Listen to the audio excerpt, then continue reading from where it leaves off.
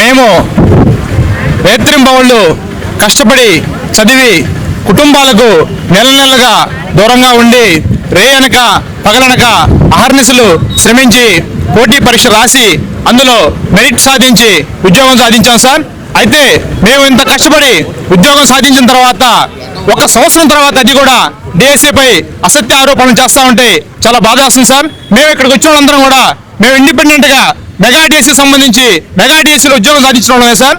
మాకు మా మీద వస్తున్నటువంటి ఈ యొక్క అసత్య ఆరోపణలు చూస్తే చాలా బాధేసింది. మేమందరం కూడా మన మీద వస్తున్నటువంటి ఈ అసత్య ఆరోపణలు మనం ఖండించకపోతే ప్రజల్లో మనం చులకనవుతామని చెప్పనేసి ఈ రోజు మేమంతా కూడా ఈ విఆర్సీ సెంటర్ లో గ్యాదర్ చేసి ఈ యొక్క ఆత్మ గౌరవ ర్యాలీని మేము చేస్తున్నాం సార్.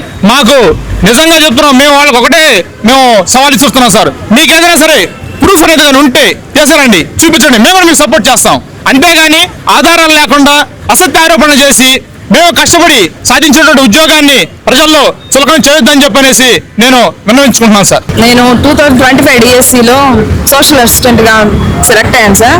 ఇప్పుడు రోజుల్లో చేస్తున్నాము.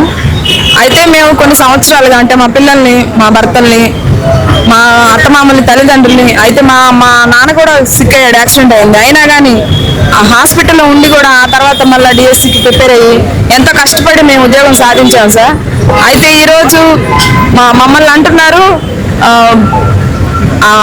అసత్య ఆరోపణలు విని ఏం చెప్తున్నారంటే మీరు డబ్బులు ఇచ్చి కొన్నారంట కదా అని మాట్లాడుతున్నారు. అంటే సమాజంలో అంటే రోడ్లో వెళ్ళి తలెత్తుకొని నడవడానికి కూడా మాకు చాలా సిగ్గుగా సంకోచంగా ఉంది. ఎందుకంటే వాళ్ళు ఆ మాటలు విని మమ్మల్ని అడుగుతుంటే ముఖ్యంగా విలేజ్ లో జాబ్ చేసే మాకైతే చాలా కష్టంగా ఉంది. మేమెంత కష్టపడి ఈ ఉద్యోగం సాధిస్తే మమ్మల్ని ఇలాగ చులకన చేసి మాట్లాడుతున్నారు. ఇది నిజం కాదని మేము ఒకే గళంగా ఇంతమంది కలిసి ఒకే స్వరంగా వినిపించాలని విఆర్సీ గ్రౌండ్ లో గ్యాదర్ అయ్యాం సార్. దీన్ని మీరందరూ మాకు సపోర్ట్ చేస్తూ మా వెనకాల నిలబడతారని నమ్ముతూ